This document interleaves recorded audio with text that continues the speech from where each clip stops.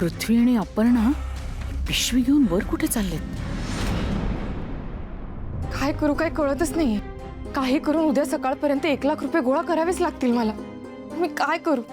आणि जर तसं नाही केलं तर बाबा माझं परत कधी तोंड बघणार नाहीत, मला शुभूची असिस्टंट म्हणून ठेवणार नाही. काय करू काय कळतच नाही आता. हो हो हो हो हो शांत हो. किती टेन्शन घेशील? हा हे बघ, ऐक ऐक ऐक, परिस्थिती कितीही कठीण असली ना तरी त्यावर काही ना काही मार्ग निघतोच. अरे कुठे मार्ग? काहीच मार्ग निघाला नाही. उद्या सकाळपर्यंत पैसे द्यायचे बाबांना, नाहीतर ना ते कधीच माझ्यावर विश्वास ठेवणार नाहीत. तू उद्या पैसे देशील? कसे? त्यासाठीच तर आलो मी तुझ्याकडे. म्हणजे? हे बघ, मागच्या वेळेला तू माझ्याकडे मदत मागायला आली होतीस पण मी करू नव्हतो शकलो. या वेळेला मी ठरवलंय, मी काका असल्याची जबाबदारी पार पाडणार आहे.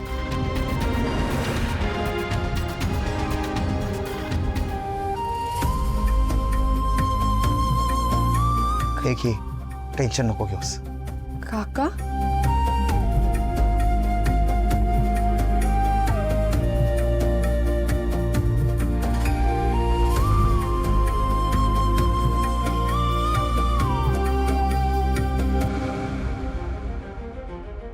थँक्यू, खरंच खरंच थँक्यू. श्रावणी, अगं काका काकू आईवडिलांसारखे असतात, त्यांना थँक्यू म्हणायचं नसतं.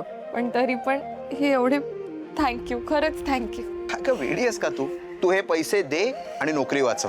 हो, आणि काका मी दर महिन्याला माझ्या पगारातनं थोडे थोडे करत सगळे पैसे देईन ना तुला. त्याची काय गरज आहे? नाही नाही, गरज आहे. माझ्याकडनं चूक झाली आहे ना, मग मीच पैसे द्यायला हवे. मी पैसे देईन तुला परत. श्रावणी, आपल्यामध्ये हे देणं घेणं केव्हापासून करायला लागलीस तू? हे बघ, जे आमचं आहे ते तुझंच आहे की.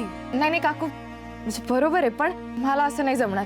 हे बघा, मी जर माझ्याकडनं पैसे परत घेणार असाल ना तरच आता मी पैसे घे. अगं काय हट्ट आहे तुझा हा? हट्ट समज नाही तर काही समज, पण मी पैसे परत करणार. श्रावणी, सध्या हे पैसे ठेव.